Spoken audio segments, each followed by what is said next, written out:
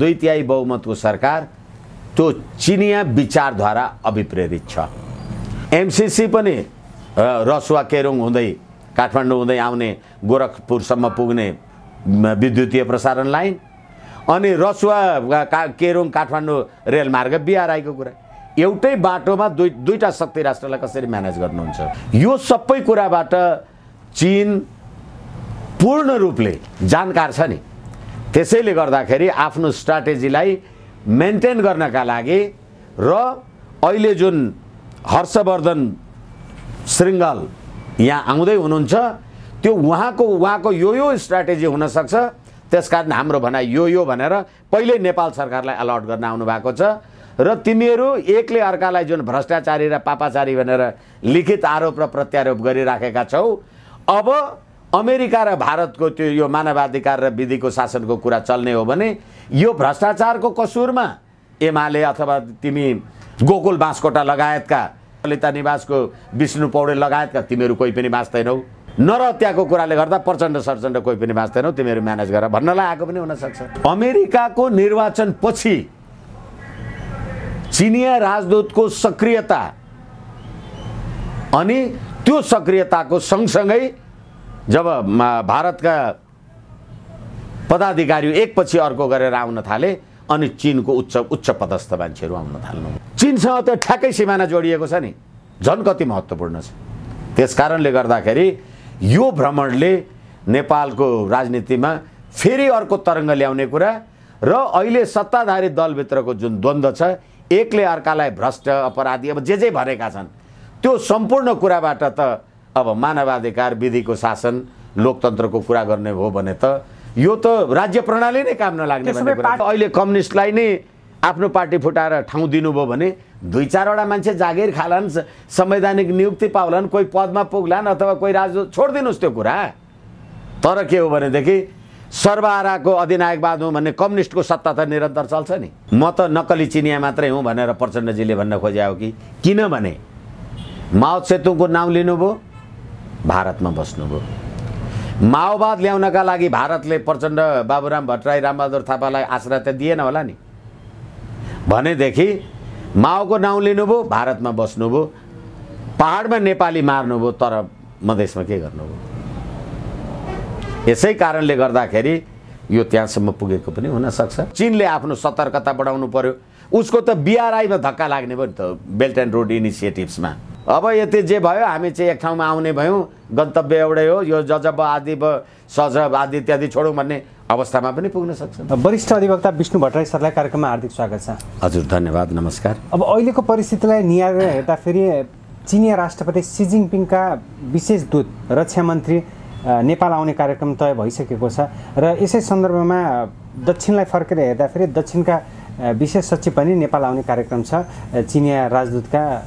चिनिया राष्ट्रपतिका दूत आउनु पूर्व यो अवस्थामा हेर्दाखेरि अहिलेको अवस्थामा नेपालको आन्तरिक राजनीतिमा बाह्य शक्ति दक्षिण र उत्तरको चलखेल बढेको हो सर यति बेला?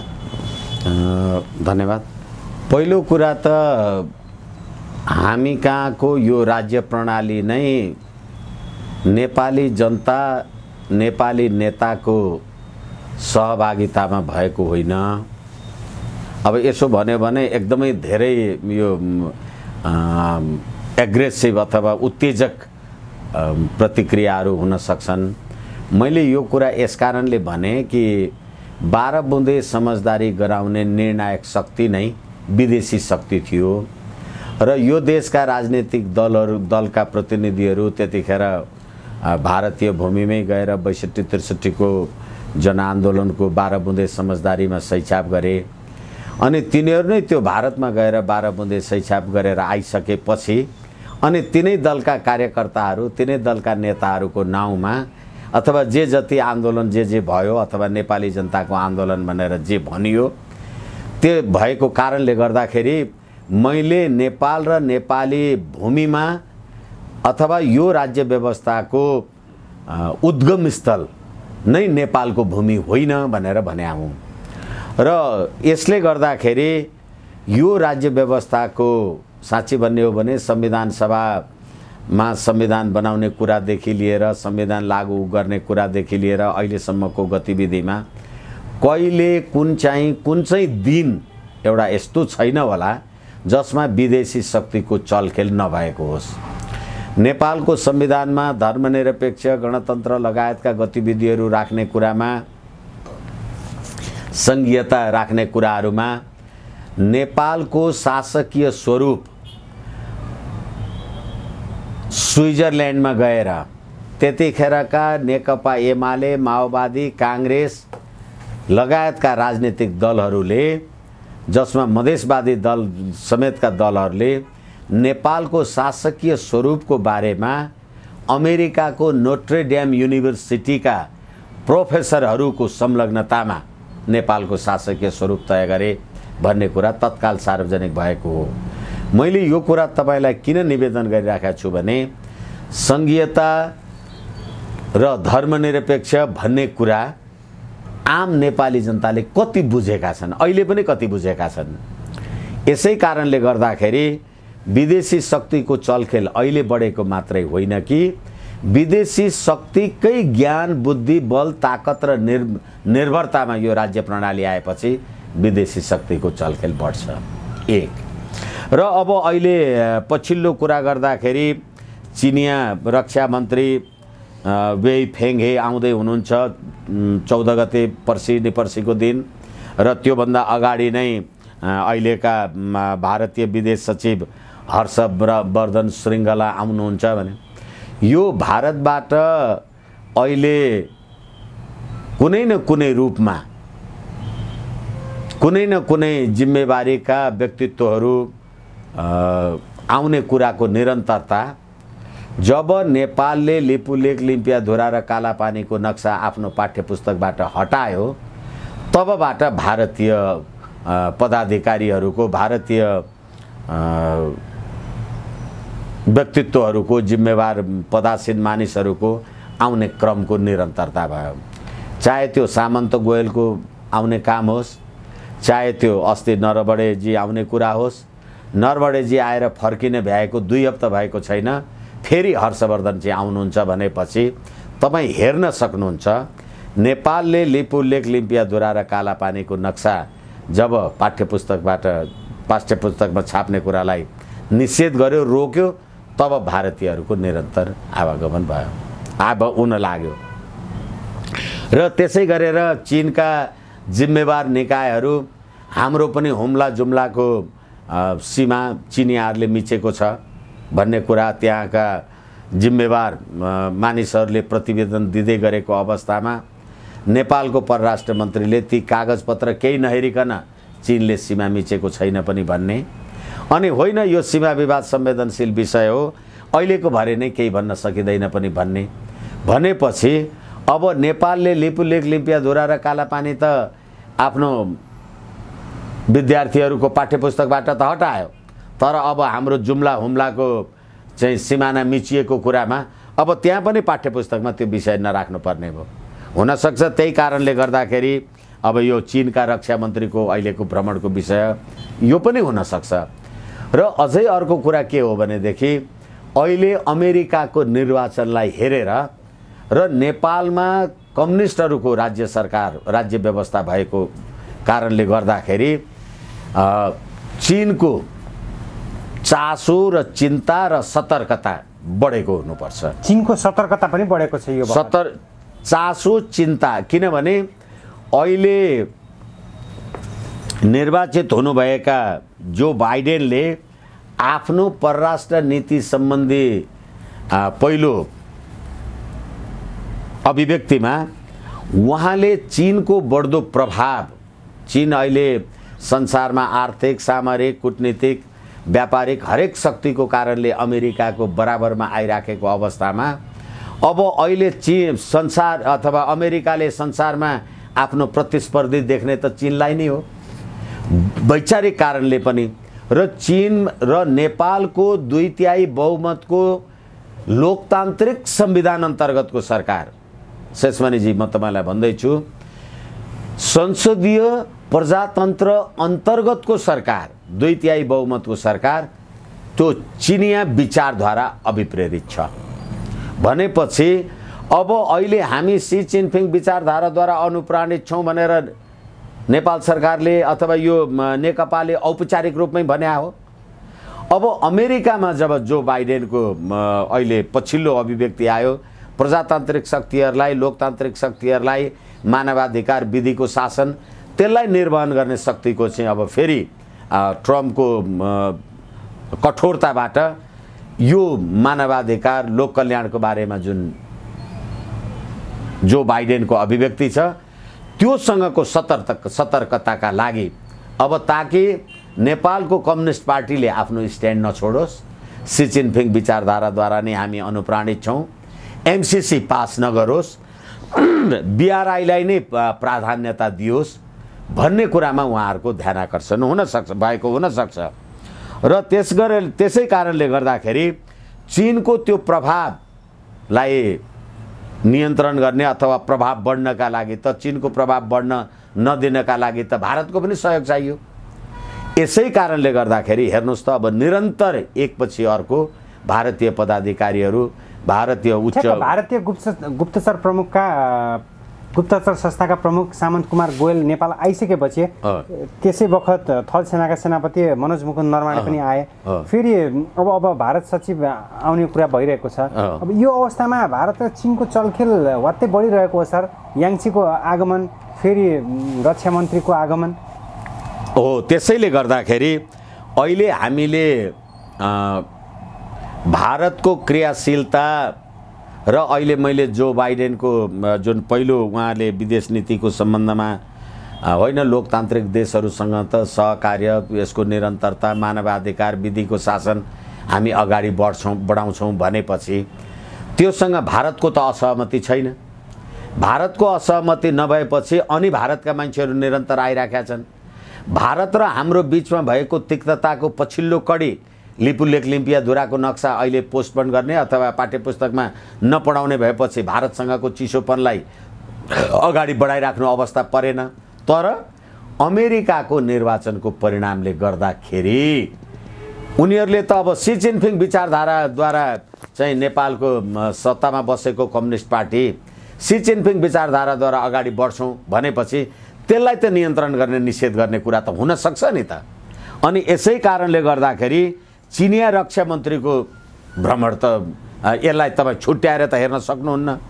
र अझै अर्को कुरा के हो भनेदेखि अमेरिकाको प्रभावलाई कुनै पनि हालतमा निस्तेज बनाएर अगाडि बढ्नको लागि, किनभने अमेरिकाको प्रभावलाई निस्तेज बनाउनका लागि अब अहिले गर्दै हालाकि अब त्यति अहिले क्लियर भइसकेको छैन त अहिलेको यो कोरोना महामारीको उपचारको लागि यो भ्याक्सिन पनि अमेरिकामै तयार भइसक्ने भयो भने अब चीनले पनि बनाइरहेछ। तर उनीहरू त प्रतिस्पर्धी भए नि त, व्यापारको हिसाबले पनि, विचारको हिसाबले पनि र मानवाधिकार र विधिको शासनको कुरा त चिनियाहरूको हकमा त लागू हुने कुरा भएन। यसै कारणले गर्दाखेरि अब अमेरिकाको जुन शक्ति बढ्ने कुरा होला, हुनसक्छ प्रचण्डले मैले 5000 मान्छे मारेको हुँ, एकजना पाएँ भने म ठुलो मान्छे हुन्छु भन्ने, अनि भ्रष्टाचार, अनि त्यहाँबाट होइन हामी त सर्वहाराको अधिनायकवाद पो मान्ने मान्छे हौँ भनेर केपी शर्मा ओलीजीहरूले भन्ने, त्यस्तो अवस्थामा अब भारत पनि उदीयमान शक्ति राष्ट्र हो, चीन त हुँदै हो। अनि त्यस्तो अवस्थामा चीन र भारतको बिचमा रहेको नेपालको भूराजनीतिक, रणनीतिक, सामरिक र कूटनीतिक यी चारैवटा महत्त्व चाहिँ अब बढ्यो र अरू बढी चलखेल हुन्छ। अब यस कारणले गर्दाखेरि कि चाहिँ अब नेपालको अहिलेको सरकार अथवा 2/3 बहुमतको सर्वहाराको सरकार अब उनीहरूले त आफ्नो सैद्धान्तिक अवधारणामा परिवर्तन गर्ने कुरा त भएन। होइन अब सी जिनपिङ विचारधाराद्वारै चल्ने हो भने त मानवाधिकार र विधिको शासन र नेपालमा आफ्नो एमसिसी लागू गर्ने लगायतका रणनीतिक, सामरिक, कूटनीतिक कुराहरूलाई अगाडि बढाउनु पर्यो भने त अब प्रचण्डहरूलाई त सत्यनिरूपण तथा मेलमिलाप आयोग हुन्छ कि अथवा यो 5000 मान्छे मारेको जिम्मा लिने मान्छेलाई अर्को चाहिँ जेनोसाइडमा कारबाही गरेर हुन्छ कि भन्ने कुराको बारेमा त अमेरिका त चुप लाएर बस्दैन नि। र एमसिसी पास गर्नका लागि त अब यो सरकार मलाई लाग्छ बाध्य हुनेछ। एमसीसी पास गर्नको लागि दबाब होइन, दबाब तपाईँ त्यसलाई थेक्नै सक्नुहुन्न। किनभनेदेखि चीनको प्रभाव बढिरहेको बेला त्यो निस्तेज हुने सम्भावना आकलन गर्न होइन। त्यसैले चीनको प्रभाव चाहिँ अरू निस्तेज किन हुने भयो भनेदेखि अमेरिकाको निर्वाचन प्रणालीले के देखायो भने उनीहरू त ट्रम्प जित्नुस् भन्ने चाहन्थे, तर के हो भनेदेखि अब जो बाइडेनको यो त्यो अकथनीय जितको कारणले गर्दाखेरि अब चीनले आफ्नो सतर्कता बढाउनु पर्यो। उसको त बीआरआईमा धक्का लाग्ने भयो नि त, बेल्ट एन्ड रोड इनिसिएटिभ्समा। अनि त्यसैले अब अहिले सत्ताधारी पार्टीभित्रै एमसीसी पास गर्ने कि नगर्ने भन्ने विवाद छ। तपाईँ एमसीसी पास गर्नुहुन्न, सत्यनिरूपण तथा मेलमिलाप आयोग अथवा international criminal court of justice अथवा शान्ति सम्झौता 2062 मार्ग 5 गतेको शान्ति सम्झौता 62 मार्ग 5 गतेको शान्ति सम्झौता, त्यो शान्ति सम्झौताको दफा 311 राज्य सत्तामा बसेर आदि इत्यादि अकुत सम्पत्ति कमाउने त्यो मानवाधिकारका गम्भीर उल्लङ्घनका अपराधीहरूलाई कारबाही गर्ने भनेको जे कुरा छ। 14 वर्ष भयो प्रचण्ड लगायतका उनीको अन्तर्गत रहेर 17,000 मान्छे मार्नेलाई के कारबाही भएको छ। अनि अब तपाईँ एमसीसी पास गर्नुहुन्न भने तपाईँ बीआरआई पास गर्न सक्नुहुन्छ? किनभने एमसीसी पनि रसुवा केरुङ हुँदै काठमाडौँ हुँदै आउने गोरखपुरसम्म पुग्ने विद्युतीय प्रसारण लाइन, अनि रसुवा केरुङ काठमाडौँ रेलमार्ग बीआरआईको कुरा। एउटै बाटोमा दुईटा शक्ति राष्ट्रलाई कसरी म्यानेज गर्नुहुन्छ? र फेरि एमसीसी चाहिँ भारतसँग पनि जोडिएको कुरा हो। रसुवा केरुङ काठमाडौँ रेलमार्ग भनेको कुरा कालान्तरमा भारतसँग पनि जोडिएला, तल अहिले त विद्युत प्रसारण लाइन त जाने भयो। र त्यो एमसीसी अन्तर्गत आएका मान्छेहरू भर्खरै पनि हामीले हेऱ्यौँ, अहिले नेपालमा यति धेरै बुद्ध गुम्बाहरू बसेका छन् र रातो लुगा लगाएर बुद्ध ड्रेसमा लगाएका मान्छेहरू सबै सिआइएका मान्छेहरू बसेका छन्। कयौँ बुद्ध गुम्बामा गृह मन्त्रालयको मान्छेहरू छिर्न सक्दैन भने त्यस्तो निगरानी बढाइराखेको अवस्थामा अब एमसीसी अन्तर्गत त्यो विद्युत प्रसारण लाइनमा सम्पूर्ण खुफिया एजेन्सीका मान्छेहरू आयो भने के हुन्छ? किनभने त्यो अपराध भन्न सकिँदैन। होइन, एउटा कुरा हुन त अहिले पनि छन्, तर त्यो काम गर्न कर्मचारी भइरहेका हुन्छन् तिनीहरू। अनि उनीहरूले गरेको भ्रष्टाचारमा पनि एमसीसी अन्तर्गत सरकारले समाउन पाउँदैन, उनीहरूले गरेको अपराधमा पनि तपाईँले पक्रेर थोड्न पाउनुहुन्न, अमेरिका पठाउनुपर्छ भने त्यस्तो अवस्थामा हाम्रो देशको राष्ट्रियता के हुन्छ? सार्वभौमिकताको प्रश्न के हुन्छ? र त्यतिखेरै रोटी र बेटीका नाउँमा भारतबाट बिहा गरेर आउने सरिता गिरी मार्गका चेलीहरूलाई नागरिकता दिएपछि देश के हुन्छ? कोरोना महामारीको भ्रष्टाचारमा अनि नरहत्याको कुराले गर्दा प्रचण्ड सरचण्ड कोही पनि बाँच्दैनौ, तिमीहरू म्यानेज गर भन्नलाई आएको पनि हुनसक्छ। भनेपछि रणनीतिक महत्त्व बोकेर आएका हुन सक्छन्। ए बाबा, यत्रो ठुलो संसारको सामरिक शक्ति चीनको रक्षा मन्त्री कुनै रणनीति बिना त्यत्तिकै नेपाल आउँछ? भात खान आउँछ नेपाल? यसकारणले गर्दाखेरि मैले तपाईँलाई अघि पनि भने उदीयमान शक्ति राष्ट्र चीन र भारतको बीचमा हामी छौँ। त्यसले गर्दाखेरि चीनले पनि भारतले पनि, भारतसँग चाहिँ अमेरिका पनि हुने भयो, लोकतन्त्र विधिको शासन अथवा प्रजातन्त्र जेसुकै भनौँ हामी, मानवाधिकार। त्यसकारणले चीनसँग त यो सबै कुरा मिल्ने भएन। त्यसकारणले गर्दा उनीहरू नेपालको भूराजनीतिक अवस्था होस्, रणनीतिक अवस्था, सामरिक अवस्था, कूटनीतिक अवस्था उनीहरूका लागि अत्यन्त संवेदनशील छ। अमेरिकाका लागि अहिले मैले भनेका यी चारवटा कुराहरू भूराजनीतिक अवस्था, कूटनीतिक अवस्था, सामरिक अवस्था, रणनीतिक अवस्था कति महत्त्वपूर्ण छन्। तर विवाद टुङ्गिन्छ यी दुई देशहरूको हस्तक्षेप भनौँ अथवा भूमिकाले। पार्टी विवाद, यदि पार्टी विवाद टुङ्गियो भने त्यो चीनको निर्णायकत्व हुनेछ। होइन, त्यो पार्टी विवादले स्पेस लिएछ भने अमेरिकाको निर्णायकत्व हुनेछ। किनभने जाने भन्ने कुरा होइन, किनभने विधिको शासन, मानवाधिकार, विचार र अभिव्यक्तिको स्वतन्त्रता अनि यो आम नरहत्याको विरुद्धमा, त्यो आम नरहत्या गर्नेहरूको विरुद्धमा कारबाही भयो भने त प्रजातान्त्रिक मान्यता अगाडि आयो? होइन, यिनीहरूले भने जस्तो हामी त सी जिनपिङ विचारधाराद्वारा पो अनुप्राणित छौँ भनेर साम्यवादलाई अगाडि बढाउने कुरा भयो भनेदेखि त अब यो नरहत्या गर्ने मान्छेहरू त फेरि पनि उन्मुक्ति हुने भए। तिमीहरू एक आपसमा झगडा नगर, दुइटै चाहिँ तलवारको धारमा उभिएका छौ, जतिखेर जो पनि जान सक्छ भनिदियो भने फेरि कुनै नाटकीय हुनसक्छ एउटा अभिनय गरेर प्रचण्ड र केपी ओलीजी अब यति जे भयो हामी चाहिँ एक ठाउँमा आउने भयौँ, गन्तव्य एउटै हो, यो जजब आदि सजब आदि इत्यादि छोडौँ भन्ने अवस्थामा पनि पुग्न सक्छन्। अब अहिले प्रधानमन्त्री केपी शर्मा ओली काङ्ग्रेसका नेता शेरबहादुर देउवासँग भेटवार्ता गरिरहँदा कतिपयले अब पार्टी फुटाएर काङ्ग्रेससँग मिलेर सरकार गठन गर्ने कुरा पनि उठाएको छ, यसलाई कसरी हेर्नुहुन्छ? अब यो यति छिटो घटनाक्रम बढिराखेका छन् शेषमणिजी, म एबिसी मार्फत के निवेदन गरौँ भने हिजो प्रचण्डजी र प्रधानमन्त्रीजी मिलेर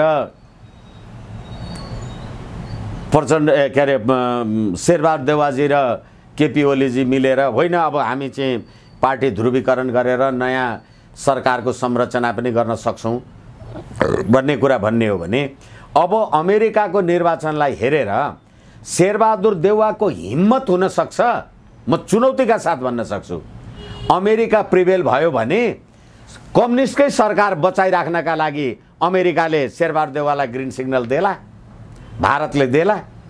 यिनीहरूको बिचमा द्वन्द्व भएर जति छिटो पार्लियामेन्टको अन्त्य हुन्छ त्यति छिटो प्रधानमन्त्री संसदको नयाँ निर्वाचन हुन्छ नि। पार्लियामेन्ट डिजल्भ हो, किनभने पार्लियामेन्ट रहिरहन्जेल त कम्युनिस्टको राज्य हुने भयो। कम्युनिस्टको सरकार हुन्जेल चीन प्रिभेल गर्छ कि अमेरिका प्रिभेल गर्छ? मैले त विश्वास गर्दिनँ। त्यसैले नेपाली काङ्ग्रेसका मान्छेहरूले हामीलाई जनताले सत्ताको विपक्षमा रहन प्रतिपक्षमा रहनका लागि जे आदेश दिएका हुन् त्यो निर्वाह गर्छु भनेको त्यो अमेरिकाको भोइस हो। यति त बुझ्नु पर्यो नि। त्यो कुरा भारत चाहन्छ, अमेरिका चाहन्छ। त्यसकारण भारत र अमेरिकाको इच्छा विपरीत द्वन्द्वग्रस्त र द्वन्द्वलाई अहिलेसम्म समाधान गर्न सकेको शेरबहादुर देउवालाई खड्ग ओलीले छोडिदिन्छ र द्वन्द्व समाधान हुन्छ? यो त हुन त यो 24 घण्टाभन्दा पनि छिटो विकसित भएको घटना हो। यसकारणले गर्दाखेरि अब अहिले यो सत्ता समीकरणको कुरा र यिनीहरूको पार्टी फुट्ने कुरा अहिले जुन बर्ड फ्लाइङ एज आउनु भएको छ कि यिनीहरूको यो कुरा मिलेर जान्छ र यिनीहरू होइन कुनै बहाना बनाएर अब हामीले झगडा टन्टा नगर्ने भन्यौँ भन्छन् कि चाहिँ यो पार्लियामेन्ट डिजल्भ हुनुपर्छ, संसद विघटन पनि हुनुपर्छ। हो, नभएदेखि यो संसदले के काम गर्यो? अध्यादेश ल्याउनका लागि सरकार अहोरात्र लागेको छ। हिजो संसदलाई नसोधिकन, सभामुखलाई पनि नसोधिकन संसदको अधिवेशन अन्त्य भयो। अहिले संसद बोलाउन हतारो छैन, विधेयक ल्याएको ल्याएछ। अनि कम्युनिस्टको सरकारको निरन्तरताका लागि के अमेरिकाले यिनीहरूलाई साथ देला?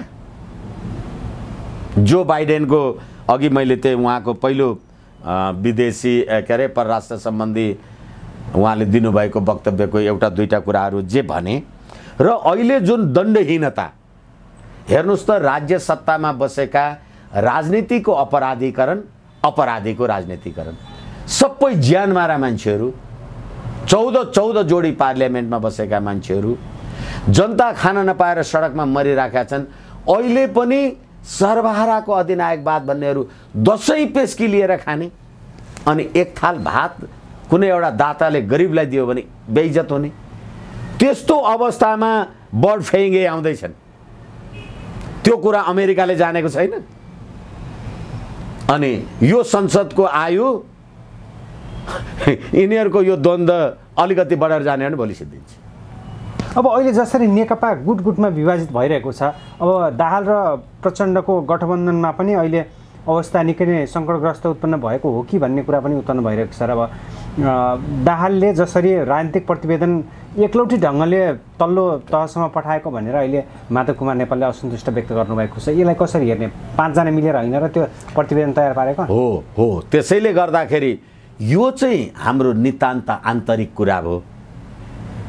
अहिले तपाईँले भन्नुभएको कुरा चाहिँ। अनि तर सुरुमा तपाईँले गर्नुभएको प्रश्नलाई मैले सम्मान गर्ने, सम्बोधन गर्ने अवस्थामा चाहिँ मैले अगाडिको, किनभने यो त खेल मैदान हुने भयो भन्ने जे तपाईँको प्रश्न थियो त्यसलाई मैले राखेको मात्रै हुँ। र अब अहिले दाहालले यो प्रतिवेदन तल तलसम्म पुर्याउनु भयो भनेपछि फेरि पनि त्यही कुरा, यदि पार्लियामेन्ट डिजोल्भ भयो भने केपी ओलीले बदमासी गराएर छ भनेर भोलि भाषण गर्नु परेन? जनताको भोट चाहिएन? अनि केपी अहिलेको सरकारले भ्रष्टाचार गरेको छैन भनेर कसले भन्छ मलाई भन्नुहोस् न? सरकारको कुरा गर्दा, सिद्धान्तको कुरा गर्दा संसदीय प्रजातन्त्र भएको देशमा साम्यवादीहरूको शासन व्यवस्था संसारले किन सहने? चीन बाहेक अरू कसले सहन्छ? यसरी चाहिँ हेर्नुपर्छ भन्ने मेरो निवेदन हो।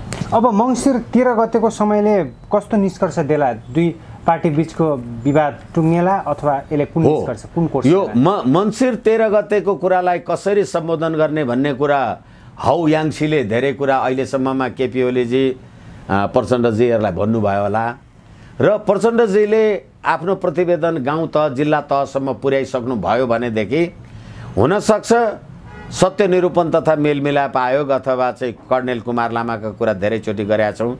अनि म त हेकजना पाएँ भने ठुलो नेता हुन्छु भनेर 5000 मानिसको हत्याको जिम्मा लिएको कुरामा गर्दा होइन, यिनीहरू चाहिँ असली चिनिया। र अर्को कुरा कार्यकर्ता पङ्क्तिमा, अथवा हुन त अब बिस्तारै यो आम संवाद, आम सञ्चारले नै उहाँहरूको पनि कार्यकर्ता पङ्क्तिमा अहिले मैले तपाईँलाई जे निवेदन गरेँ यो सम्प्रेषण गर्ला।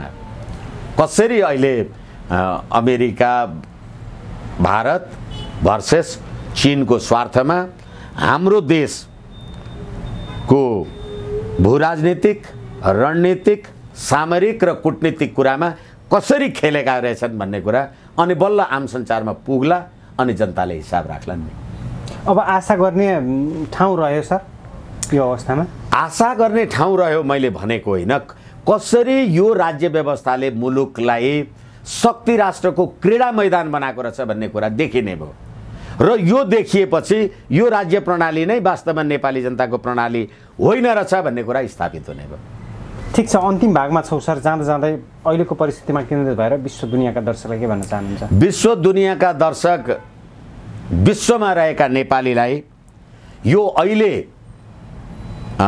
चीन र भारत अनि अमेरिकाको शक्ति सन्तुलन गर्ने अथवा शक्ति मैदान परेड खेल्ने जुन नेपाललाई यो कूटनीतिक युद्ध मैदान बनाइराखेको छ यो राज्य प्रणालीले, यसको तत्काल अन्त्यका लागि संसारका नेपालीहरूको सद्विचारले काम गरोस् भन्ने शुभकामना व्यक्त गर्छु। नेपाली जागेको खण्डमा, नेपाली जागेको खण्डमा होइन भने नेपालै भएन भने त नेपाली हुँदैन होला नि। यो अहिले मैले तपाईँलाई जे निवेदन गरेँ यस्तै सरकार, सर्वहाराको अधिनायकवाद भन्ने, संसदीय प्रजातन्त्रका कुरा गर्ने, माओ सेतुङको नाउँ लिने, भारतमा जेएनयूमा भाषण गर्ने, भारतमा बसेर भाषण गर्ने, नेपालमा मान्छे मार्ने, अनि 5000 मान्छेको हत्यारा म हुँ भन्ने, एकजना पाएँ भनेदेखि म चाहिँ ठुलो नेता हुँ भने नेपाली जनताका लागि यी भ्रष्ट, यी अपराधीको राज्य व्यवस्था किन चाहियो? ठ्याक्क अन्तिम भागमा छ सर। जाँदा जाँदै अब अहिलेको परिस्थितिलाई निहालेर हेर्दा फेरि सरकार विरुद्ध प्रदर्शनहरू तीव्र रूपमा सडकमा फैलिएको हो यो बखतलाई? निश्चित रूपमा। र फेरि पनि अब हालाकि अहिले ठेगान छैन, पोखरामा पनि एउटा कार्यक्रममा सम्बोधन गर्नका लागि निश्चित साथीहरूले निवेदन गर्नुभएको छ। म जान सक्छु सक्दैन त्यो मेरो ठाउँमा छ। तर देशभरि यो राज्य व्यवस्था, यो प्रणालीको विरुद्धमा, जबकि यो संविधान घोषणा भएर 2072 असोज 3 गते घोषणा भएर सरकार गठनको 5 वर्ष पुगेको छैन, देशभरि यो राज्य व्यवस्थाको विरुद्धमा हेर्नुहोस् त जनलहर। र अहिलेको यो क्रीडास्थल देशलाई जसरी मैले तपाईँलाई अगाडि निवेदन गर्दाखेरि नेपालको भूराजनीतिक, रणनीतिक, सामरिक र कूटनीतिक यसलाई प्रयोग गरेर भारत, अमेरिका र चीन जसरी प्रयोग गर्नका लागि यी सत्ताधारी दल र अहिलेको अरू राजनीतिक दल पनि जसरी प्रयोग भएका छन् त्यसबाट नेपाली जनताले निजात पाउनुपर्छ। त्यो निजात पाउने भनेको यो राज्य व्यवस्थाको अन्त्य हुनु। हस्, समय र विचारको लागि हार्दिक आभार। हजुर धन्यवाद, मलाई पनि मेरो कुरा राख्ने अवसर दिनुभयो। एबिसी खबरलाई हार्दिक प्रणाम, धन्यवाद, नमन।